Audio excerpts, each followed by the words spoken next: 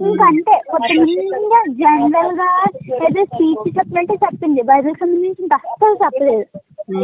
ఊరికే తిరిగేస్తూ చెప్పేసింది. అందరూ మళ్ళీ ఆవిడ చెప్పింది లేదు, మధ్య మధ్యలో అందరూ చప్పట్లు కొట్టేయడం మళ్ళీ అంతగా బాగాలేదు.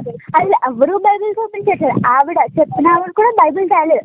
ఏదో రత్నోత్సవం రాసుకొని వచ్చేసి చెప్పేసింది అంతే. ఒక్కరు సత్యం ఒక్కరు బైబిల్ ఓపెన్ చేయలేదు. ఏదో అందరూ ఎలా ఉన్నారంటే చాలా చాలా హై క్లాస్ వాళ్ళు లాగా రెడీ అయిపోయి మేకప్ వేసుకుని పెద్ద పెద్ద హీల్స్ వేసుకుని చూసి పెద్ద పెద్ద బ్యాగులు తెచ్చేసుకుని ఇంకా అందులో నుంచి బైబిల్ మాత్రం తీయలేదు ఎవరు. ఏమో అసలు చర్చ్ లాగే లేదు అది. ఏదో అలాగా ఫామ్ అయిపోయి చెప్పేస్తున్నారు అంతే.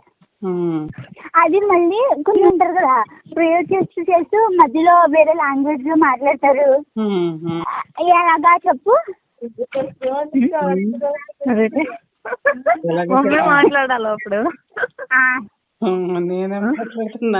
అర్థమైందా నీకు నేను చెప్పింది? అసలు అంటారు కదా తప్పు. ఏం తప్పు? అలా అలా అంటే తప్పు కదా. అలా చేస్తారు మధ్య మధ్యలో ప్రేర్ చేసి అలా వేరే వేరే లాంగ్వేజ్ అంటారు. ఎందుకంటారు అలా చెప్పు? వాళ్ళకి మధ్యలో వస్తుంది ఆ లాంగ్వేజ్ అంటే. అదే నేను ఫస్ట్ టైం ఆ చర్చ్కి వచ్చానా హాలిడేస్ ముందు. అది వచ్చిన తర్వాత రాజమండ్రి వచ్చానా. రాజమండ్రి వచ్చినప్పుడు మన పాస్టర్ గారు చెప్పారు కదా అదే కొంతమంది ప్రేర్ చేస్తూ అలా అంటారు.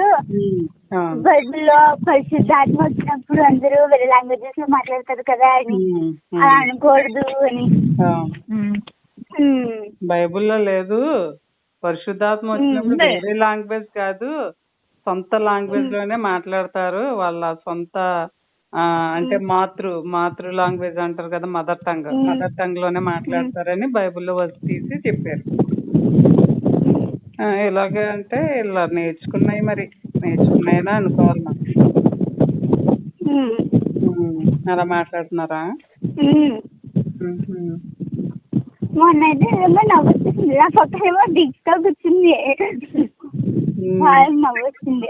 దట్టు ఏంటంటే మేము వెనకాల కూర్చుంటే వాళ్ళు ముందు కాలిందని చెప్పి మమ్మల్ని సెకండ్ రోలో కూర్చోబెట్టారు తీసుకొచ్చి.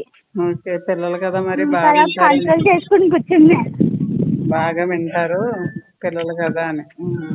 ఏమీ లేదు, సరిగ్గా ఏం జరగట్లేదు. పాటలు ఒకటి బాగా పాడతారేమో, అన్ని పాటలు పాడతారు అంతే.